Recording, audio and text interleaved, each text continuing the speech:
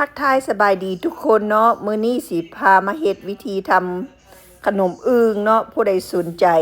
มาลองเฮ็ดน้ำกันเนาะเอาไว้กินตอนเช้ายามมื้อเช้ากินกับกาแฟเนาะเฮ็ดง่ายๆทอดออกมาละโพงงามผู้ใดมักเฮ็ดผู้ใดมักกินแล้วมาทางนี้เด้อสิพาเฮ็ดบ่ได้เฮ็ดยากดอกเฮ็ดง่ายๆวิธีทำก็บ่มีหยังหลายวันนี้เฮาก็มาเบิ่งส่วนผสมน้ำกันเนาะก็มีนม210 ml แป้ง all purpose flour 400 กรัมเนาะแล้วก็ยีสต์2บวงช้อนชาน้ำตาล4บวงตะแกรงเกลือ1บวงช้อนชาเบกกิ้งพาวเดอร์1ช้อนชาแล้วก็น้ำมัน1ช้อนชาเนาะเฮาก็สิมารวมผสมกันเฮ็ดแป้งเนาะเฮานมไปอุ่นเนาะให้มันได้อยู่อุณหภูมิระหว่าง115 519เนาะหลังจากนั้นแล้วเฮากับน้ำตาลมาลงแล้วคนเนาะแล้วกับแล้วนั่นก็เอายีสต์ใส่เนาะแล้วก็คนจนมันละลายเนาะแล้วก็ปาทิ้งไว้ประมาณ10นาทีหรือว่าจนยีสต์มันสิฟูเนาะหลังจากนั้นหน้าตามก็จะออกมาเป็นแบบนี้เนาะหลังจากยีสต์มันฟูเรียบร้อยแล้วเนาะ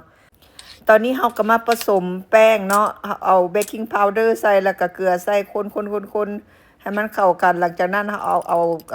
นมแล้วก็ยีสต์ใส่น้ำกันเนาะ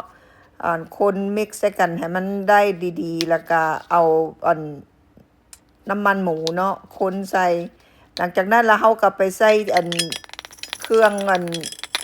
นวดแป้งเนาะ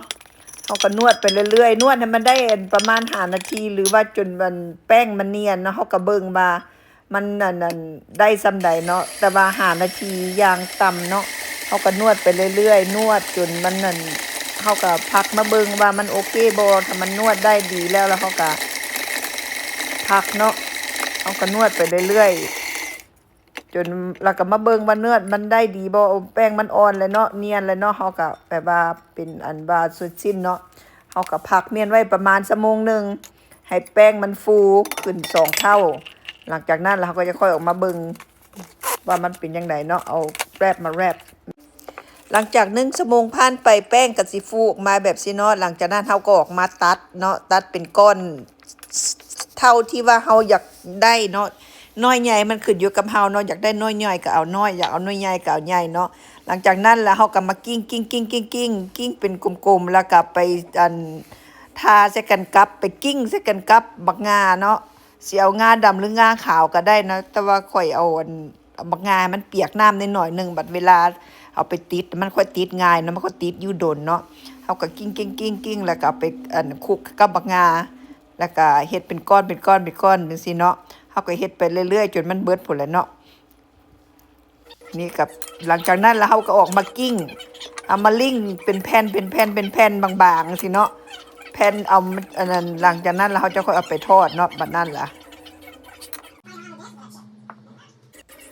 เฮาตั้งไฟเนาะหลังจากนั้นหลังจากน้ำมันมันร้อนดีแล้วเฮาก็เอาไปลงแล้วก็เอาไปทอดเนาะค่ะอันนั้นเฮาก็กิ้งบ่จักแนวสิเว้าเฮาก็ค่อยตอมันเท่าละหน่อยเนาะหลังจากนั้นแป้งมันก็ฟูขึ้นมาเองคือจังเบิ่งคือจังเกิดตัวอึ่งแล้วมันบ่มันโพงขึ้นมาอันนั้นเฮาก็เฮ็ดไปเรื่อยๆเนาะบัดเวลามันสุกมามันก็ค่อยโพงขึ้นมาเป็นหน้าตาเป็นจังซี่แหละเนาะถ้าเฮาเฮ็ดได้มันก็โพงขึ้นมาหลังจากทอดออกมาจนหมดแล้วหน้าตาก็สิเป็นจังซี่เนาะมันก็สิโพงลองเอาไปเฮ็ดกินเด้อพวกเจ้าบ่เอาออกมาเวลาเฮามาเปิดเบิ่งมันก็สิโพงออกมาแบบนี้เนาะ